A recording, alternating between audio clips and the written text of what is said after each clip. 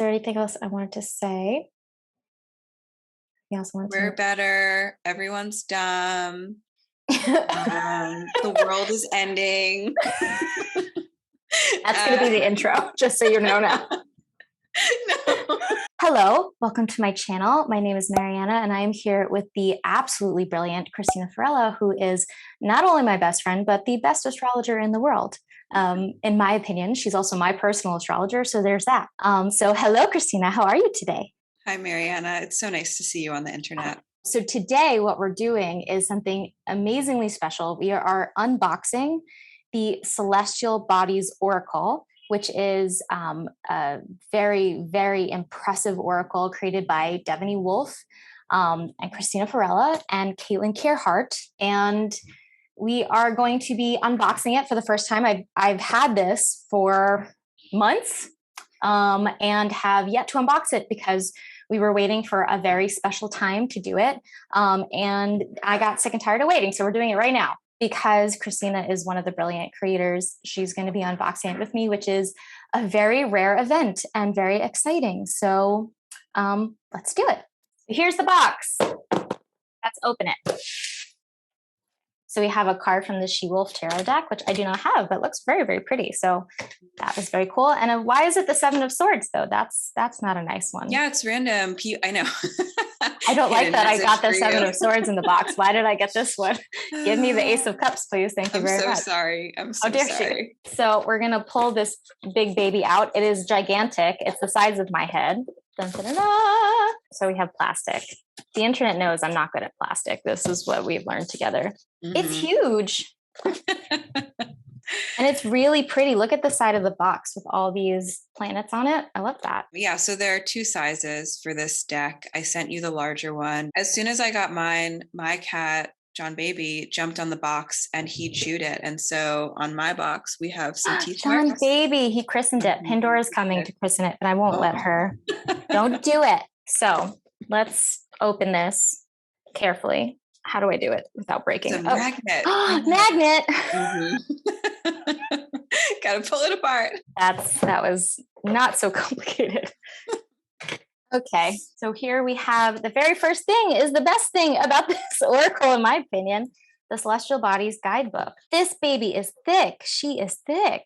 Mm-hmm. Oh my goodness. So I'm still going. There's 367 pages. Mm-hmm. 367 pages in this guidebook. That is amazing. That you never see that in a guidebook. Mm-hmm. But this has so much information in it. Holy cow. Why don't you tell me a little bit about what it was like to make this guidebook, or what's in the guidebook? What makes this really special? Yeah, I'd love to. So when Devaney reached out to me years ago to be the kind of, astro expert on this project, I believe that she was envisioning an oracle deck like her other decks that was, very focused on beautiful art, but she wanted to make an astrological learning tool. So she said to me, I want this to contain every single component of astrology that a person needs in order to really learn it. And I heard that. I decided to actually try to meet that, which I thought was a really interesting challenge and also a really interesting project, because you're right. Usually oracle decks are I love oracle decks and I love working with the tarot, but the guidebooks can be kind of lacking. So this project was a very unique experience to work on, because I really had to challenge myself to say, okay, what is the most important info about every single component of astrology that a person might want to know about? So starting from the very simple things like the planets, the 12 signs of the zodiac, the houses in your natal chart. And then we kind of go from there talking about planetary aspects, the different elements, the different modalities that signs can occupy, the Saturn return, eclipses, lunar phases. It's really does contain the cosmos in a very sincere way. It's so amazing, because it's like when you really think about even when you buy an astrology book, like you go to the witch shop and you buy your astrology book and you're trying to learn astrology, it's so overwhelming. But I often kind of get to that point where I'm like, I don't have room for all the information. I just can't, like, I can't absorb it all. And I think that it's really easy to get discouraged. There's just so much to learn, to understand on a really, really deep level, a profound level. And it sounds like this book is basically like going to a witch shop and buying a book, buying like a $25 book or whatever on astrology, but it's accompanied by artwork and imagery that is, more intuitively, artistically, archetypally helping you assimilate all the wisdom of the stars of the cosmos. It's thick, but it's also like, it's not overwhelmingly dense, but looks very comprehensive. Yeah, you know me. So She's a Virgo, like, guys. I just want people to learn astrology. I really care deeply, honestly, about how powerful this tool is for understanding yourself, for trying to understand other people around you. Like, it's hard enough to live in this world. Oh, and I think that anything that gives us extra language for doing that is a great tool. Astrology is ancient. It's been around forever, and there's good reason for that. I want to take a look at the table of contents really quick, because that's how you know what you're getting into. So looking at this table of contents, it is so there's so many layers to this. There's all the luminaries and planets, and we have things like Chiron, Black Moon, Lilith, which are really interesting things that are really hard to understand. So I'm really excited that that's here to dive into. And then we have moon phases and eclipses and the Saturn return, which is how we met and why we're trauma bonded, because that's what happened to us together. All the signs and the houses. So this is where people get confused a lot, like the difference between the signs and the houses. Yeah, I mean, it's confusing because there are 12 houses and there are 12 signs. So there are connections between the houses and the signs going in zodiacal order. So like the first house being affiliated with Aries, the second house being affiliated with Taurus. The houses of the natal chart or any astrological chart talk about fields of experience or areas of life that are kind of activated by a planet being in that house, whereas the zodiac signs are the archetypes or the like kind of ways that personalities can express or energy can express. So that's the simplest way that I think I can break it down. That's very succinct and it makes a lot of sense to me, especially putting in that archetypal component. Oh my gosh, there's so much more. The angles, the dualities, triplicities. Is that correct? Did I do that? The quadruplicities, aspects, aspect patterns. So why don't we pull some cards? Wow, foiled edges. Yeah, this is what I rainbow say. Edge is very pretty. Every time I see a deck with this, I'm like, this is how you catch a witch in the wild. They are big cards. So this is the altar size, right? Yes, there's the altar size, and then there is the travel size, which is like a regular, basically regular tarot size. But for that edition, the guidebook is split into 2 volumes. I also think that the card art is really complex, and the bigger cards just gives you more access to detail. So yeah, I like that too. They're very pretty. One is pretty. Yeah. So they're not literal, which I really like. They're really taking this poetic, interpretive angle with the artwork of the deck. Cristina is a absolutely astonishing poet, and I think that that's one of the things that's so cool about her particular brand of astrology and the way she approaches astrology is that not only is it so based in poetry and mythopoetics and mythology, it's really a bridge between the artistic, creative side of creation and cosmic creation, which is what you're so interested in as an astrologer, and merging that all together. And I think that looks like it goes really well with the imagery of the cards. And I'm sure I didn't read the book yet. I have seen excerpts of it. I was present for the writing struggles, because writing things is hard. That was like a whole beautiful like initiation into, do you really want to be a writer of occult materials, Cristina? Yeah. And I was like, yeah, but it's really challenging. So yeah. And it's the work of the actual book itself, like the words in the book are not just They're Mm-hmm. not just boring. This is what this is what that is. Cristina does an Mm-hmm. amazing job of always trying to capture the imagination in everything she writes. The excerpts I've seen of this book are extremely poetic and beautiful and very understandable, very approachable, but at the same time, don't lose the mystery and the wonder and the beauty of what astrology really is, that which is to connect us to the soul, to connect the microcosm within the human being to the macrocosm of the cosmos themselves. So the imagery of the deck looks also like it has that really creative, interpretive style in a different kind of way. It's a little bit edgier, right? You're like the classic mythology, bard, and this is a little bit like, hi, it's 2021. I love to use them for planetary altars that I make throughout the week, because part of altar work is, about having talismans or symbols or just imagery that evokes what you're kind of channeling. And so Yeah. I've pulled out the planets, the 7 planetary cards of the classical planets, and used them that way. And I think it is an interesting collaboration because I did advise the artist on what would make sense for a particular image, different themes, different colors, different crystals, different elemental associations. And so she took those and and ran with it in her own way. So How did you feel like that process was trying to interpret the cosmos into help the artist get to that point? so that was a good exercise for me to really try to distill complex ideas into color or texture or the language of emotion or nature. And so it was always exciting to see what she would come back with, and how my suggestions wound up getting interpreted in her own kind of framework, because she does have a very specific iconography of her Yeah, own in her work, kind of like sci-fi Egyptian collage, right. feminist. It's very, Yes. very unique unto itself as well. So thinking about that through the cosmos was kind of a treat. So yeah.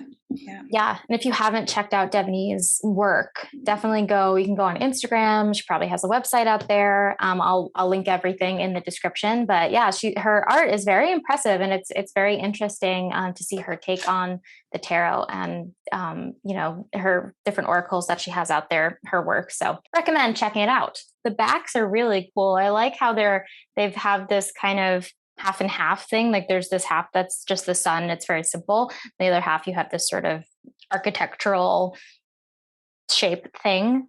Yeah, sacred geometry, I think, is definitely of interest to this artist. So that finds its way in a bunch of places. And, I think what's also really cool is that there's a lot of subtle connections between the actual cards. Like the lunar phases all kind of form one image if you lay them out and look at them. And Ooh. that was a very cute idea, just because of the way that the lunar phases in our life actually blend together throughout each month. We go through this cycle. There are repetitive images that kind of form their own language. The modality cards, cardinal, Mhm. fixed, and mutable, she takes pieces of all of the different cardinal signs and uses it to make a collaged image. So you'll That's just really cool. notice little things. Yeah, it's definitely interesting for the imagination. So here's the 3 modalities. Here's cardinal,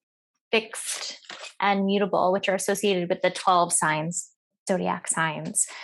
So even this kind of a thing helps a lot with understanding what exactly it is, because it's very hard as a sort of novice astrologer to understand what really is the difference between mutable, fixed, and cardinal signs. And here in the mutable, you kind of get that feeling of everything being sort of watery and shifting, like nothing really feels like it's settled. And then fixed, you have these firm stones, and everything's kind of set in place.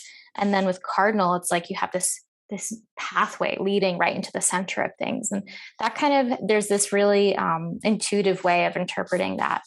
I'm sure you gave a lot of help figuring out exactly how to picture that, because that's really difficult to put imagery to. What's interesting is the process of using the deck. How do you actually use it? At first I Yeah. was like, how do you shuffle this? Oh my God. How And do I've you kind of shuffle figured this? out, pulling a card, I would say the original idea behind this as a learning tool was to maybe like say, I want to understand my Cancer moon better.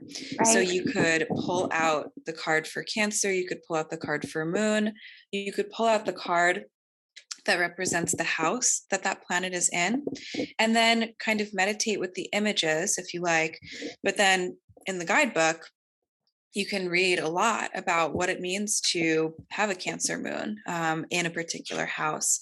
And so it's a way of putting the pieces together about your own chart. I think this deck works beautifully for shuffle and draw divination on its own. You're just using the Yeah. language of astrology instead of the language of the tarot, Right. which is as archetypal as anything else. So yeah. That's extremely true. And there's so much in astrology that we think that it's so fixed, and it's something that is not really up for interpretation. And especially from interacting with your work, I've learned that that's really not true at all. That astrology is extremely interpretive, based on the diviner who's doing the work, the astrological work, and also based on just the fact that it's archetypal. Right. So there's just so much to be drawn. It's not just one thing. There's not just one answer with every sign or planet or whatever. So how would you recommend? I have a Cancer moon. It's very fun. I didn't know that about you. No, not at all. Learning it for the first time. Trying to learn more about my Cancer moon. Yeah. How would I use this deck and this book to explore that? Find Cancer, find the moon, and find the sixth house card, because your moon is in the sixth. All right. So should I find the moon that I was born under, or just? That is a fabulous question. So in this, I guess for anybody being like, what does that mean? Depending on what time of the lunar cycle you were born, you have a lunar cycle that's important for your own kind of like emotional persona. So if you know your lunar phase, yeah, pull that too. But if you don't, you can easily look it up. And if you don't want to, you don't have to. But yeah, do that if you like. We have the Cancer sign card. We have the waning gibbous card, which is the moon phase under which I was born, and the sixth house, which is where my moon is, my Cancer moon is. So we also have the moon card. So we're going to start with the planet, with the moon. So let's refer to the guidebook and find the moon. I'm not as magical. I did not open right to it. You do other magical things all the time. Oh, so this is really cool. So we have a light aspect of the moon, shadow aspect of the moon, question to meditate on with the moon, and then some suggestions for deepening your understanding of it. That's really, really smart. If you flip to the page prior to, there's like information on the orbital period, the length of time that the planet stays in a sign. That's really good info. Yeah. I really built an astrological reference book. That's what I keep using it as this. So there is an artwork description, from Devaney, the artist, and then the rest of the text is mine. So it's kind of like a poetical description of that planetary body.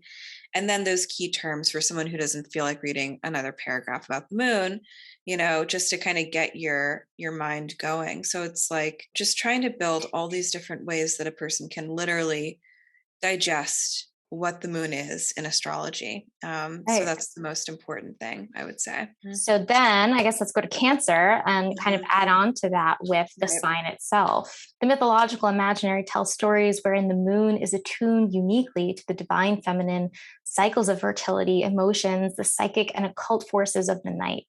Cancer is complex. Well, that sounds about right.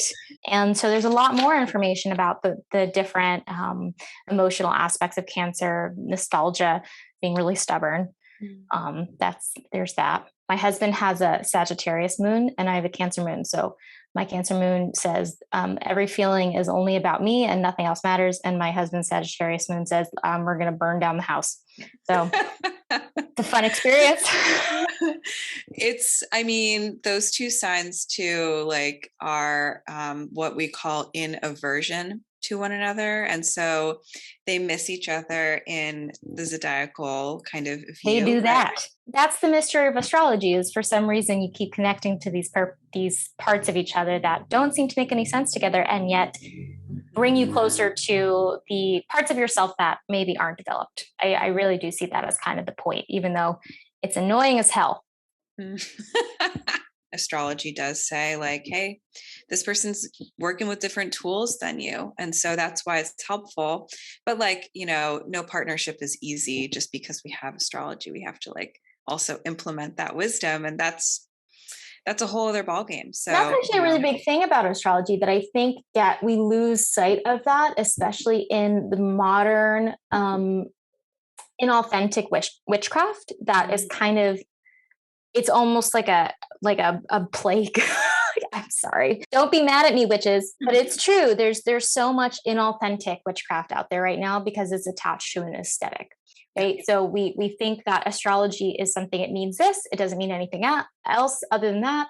I am a Cancer moon, so I'm going to act like this. And it almost takes the burden off of us to continue to develop who we are, and to continue to individuate. And that's really important, that astrology, as Cristina was saying, is another archetypal tool to get to know yourself better and get to know your own potentiality, rather than to give yourself excuses for why you're just like that and you don't have to change. And I think that that's why we probably get drawn to people who have very oppositional aspects and things to us, because it intuitively, unconsciously is trying to draw us to that individuation process. Even though it sucks real bad and it's awful and no one likes it, because we're always being called to become more of who we really are. And we can only do that in relationship and in contemplation.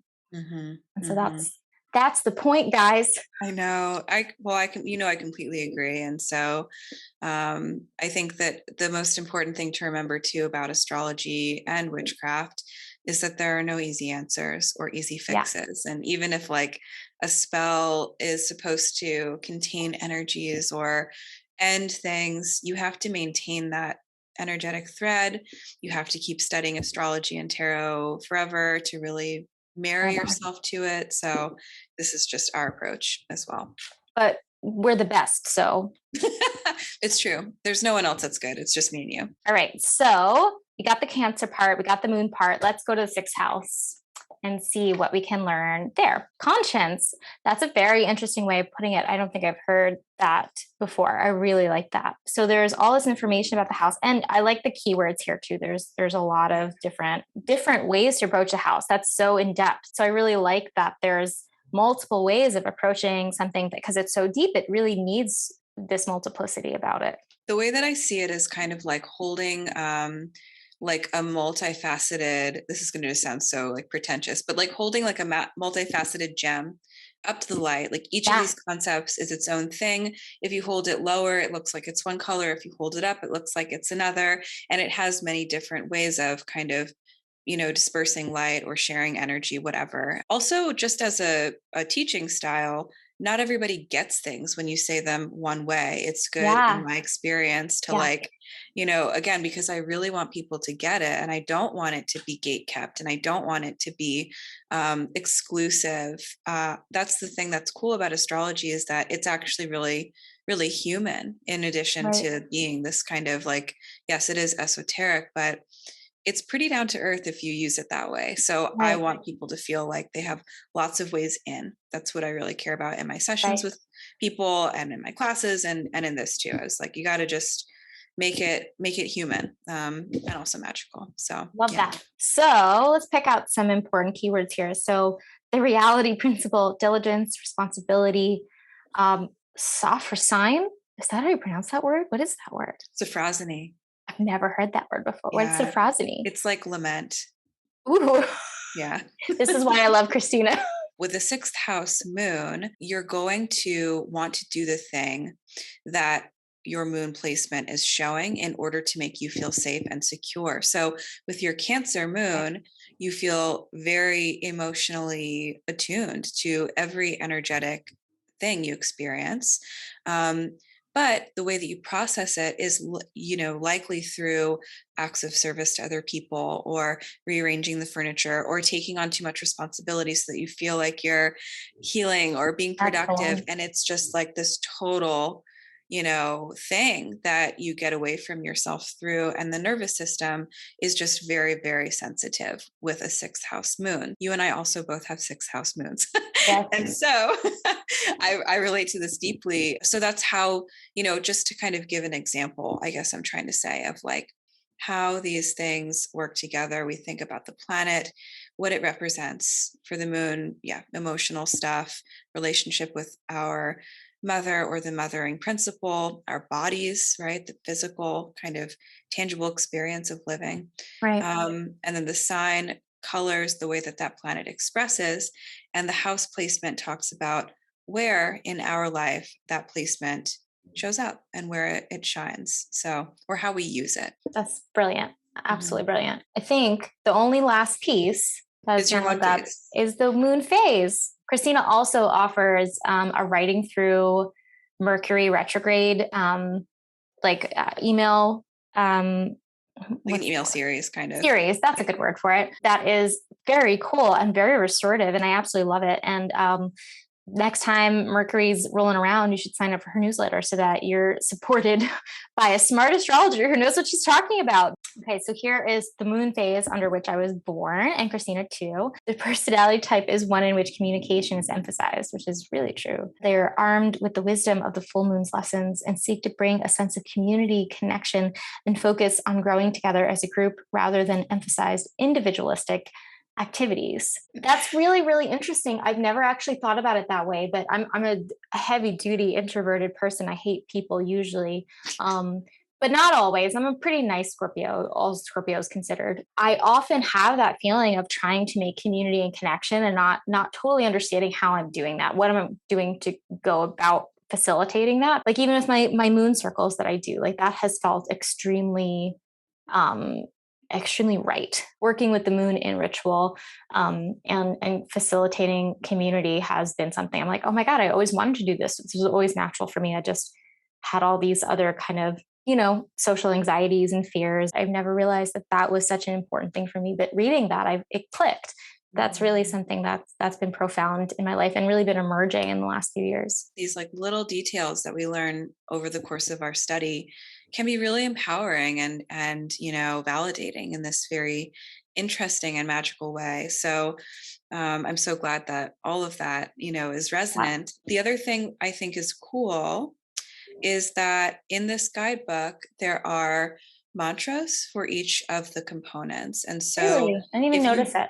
yeah, it's the last detail. And so if you are someone who's like, I don't feel like reading all of this today, even though you should, and you just want like a quick kind of takeaway, there's a phrase that you can kind of use to keep with you, take as a note, right? So for the waning gibbous, it's I thrive when I receive the wisdom of others. And so that's kind of highlighting that communication aspect. At least that was the intention. So yeah, Yeah, I love there's that. hmm. Well, that is absolutely fantastic. I love all of this. This is just such a brilliant tool to really finally understanding all these astrological components in a way that is beautiful. The cards are beautiful, they're gorgeous, they're really, really intuitively exciting.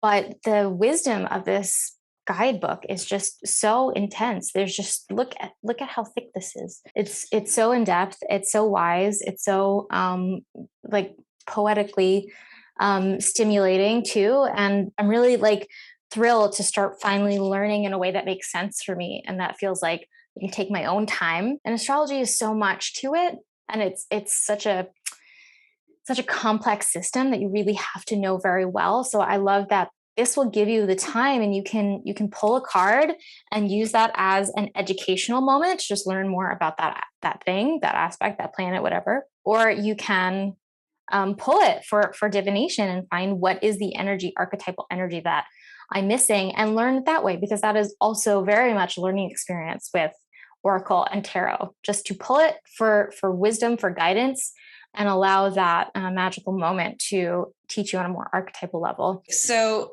all of the kind of learning information is super important, but I think it's important as an artist or as an occultist to have a viewpoint, right, that you're working with. Yeah. And so the introduction to astrology that I wrote in this guidebook is kind of like my own, like Ars Poetica, or like a manifesto of what I think astrology does and what it accomplishes. And so basically, you can read it. It's actually on my website, because I shared it because I really like it. Astrology is important because it connects us not only to the past, which is important, but it connects us to the earth, right? The process of studying astrology is not just about looking at like the chart on a screen, it's about the sky and each of the planets having a corresponding relationship with the earth, with plants, with animals, with substances, with like the tides, our blood, all of this stuff. It's a reminder of the essential relationship we have with the planet, and it is the thing that reminds us of our past, but is also moving us towards this kind of like future where we have integrated respect, hopefully, for the earth and Yeah. for her resources and her ways, because it's unavoidably true that astrology is influential in human affairs. This is, yeah, just something I feel really strongly about. And, I think that's why I tend to go beyond the pop astrology route. I think what I'm, more interested in is like, how can we remind ourselves how important it is to recognize our connection to nature and to each other? So that is, I guess, the last thing that I would want to mention about this whole project. Yeah, your astrology is so grounded in that microcosmic macrocosmic connection, of really bridging the complexity of the human soul with the enormity of the cosmos in a very real and embodied way. And I think that that's just what is so unique about your astrology. It really is rare to find somebody who brings such depth to witchcraft, to astrology, to these magical things. And I think more and more that's what we're seeking. I hear from a lot of witches out there, people who are really invested in this more feminist sort of spirituality, this more earthy spirituality. And I think it's actually kind of difficult to find that, even though that's the whole purpose of the thing to begin with. That was the purpose of it, to the ancient ancestors that we have, where we get these arts from. And I think that that's what's so special about your work, your words, that you're able to bring back that meaning, that depth, that potency into the work, which it's meant to have. That's the whole point of embracing it. It's not about learning about yourself and saying, I have a Pisces moon, so fuck off or whatever. Yes. It's really about finding the essence, the self, the truth, and that's what's so remarkable and unique about your work, and why I believe in it so much. Thank you so much, Mariana. So Cristina has so many ways that you can connect with her, and so many exciting things that she does. So I'm going to let you kind of give us ways to connect with you and explore. Sure thing. So, like most of us humans, you can find me on the internet. I'm on Instagram. My handle is Eighth House Astro, and I'm sure Mariana will link that. I also run an online community called the Astral Arcade. It's this way that you can connect with me more intimately off of social media. And I just give a lot of learning resources and hold meetings on the full and new moon twice a month. There are just many different ways to connect with me for ongoing astrological counseling at a different rate than my regular readings. You can book a reading with me by going to my website, which is just CristinaFarella.com. And I do offer classes like Mariana does, her amazing seminars, which are just so rich and unique. So I just finished a class on Chiron in the natal chart. I've taught classes on astrocartography, astrology, and poetry. And in the fall winter, I will be teaching a class on the water houses in the natal chart and the subconscious and dreaming. So keep an eye out. I will be there for that one for sure. Yeah. So this is so cool. This is so fantastic. I'm so proud of the work that you do. And check her out. Check out her classes. They're so good. They're so deep. They're so beautiful. Thank you so much, Cristina, for sitting here with me, taking out this time in your day to look at these beautiful cards in this amazing deck. And this was so much fun. Any excuse to talk to you is a good excuse for me. So we can do this all the time. But thank you for having me and for giving the deck and the book a little spotlight on your channel. And I just want to also support and plug you. So anybody who's listening who hasn't taken a class with Mariana's or checked out her Patreon or her Instagram, go look, because other people don't do archetypal tarot the way that this human does, which is very brilliantly and very uniquely. So just very honored to be your friend through the Saturn return and out and afterwards. All the trauma. Thank you. That is extremely sweet. Do what she says and subscribe. Follow me on Instagram. Check out the next seminar that's coming up. There's one on tarot for creatives coming up soon. So that might be something that you're interested in. So thank you for tuning in and have a beautiful, meaningful day. Bye. So I actually met Cristina when we were both getting our graduate degree, and we took the same class. We took a class called Dreaming in the Middle Ages. Cristina is like a Shakespeare person. She's like a low-key Shakespeare expert, and I am a fake medievalist. And so it was like, here we go, we're gonna do this thing. Then the class was probably the most boring thing I ever attended in my life. How could anyone make Dreaming in the Middle Ages dull? It was shocking. So dull. We were insulted. We were disappointed. And I was really jealous of you because that was right around when I was really diving into my tarot journey. Like I was starting to become a true tarotist, and you did a presentation on the Fool and like the tarot in general and like how that connected to like medieval archetypes and stuff. And I was like, I am the tarot expert of the class. No, you knew a lot more about the tarot than I did. You were farther along that journey, so much farther. And I was just like, this is really good and really smart, but like, it's my thing. I told you that I was also into the tarot, and then you're like, let's get a drink. And I was like, never mind, she's amazing. This is the best person ever. The more tragically great part of that meeting was that right around that time, I learned that I was going to be moving away from New York. Yeah. And I told you, and I think you told me that you thought to yourself, oh, great, I don't have to try to be your friend. Sounds like my Scorpio self, indeed. So yeah, here I am still tagging along to be your friend. But that's where we met, and that's what brought us together. So it was meant to be.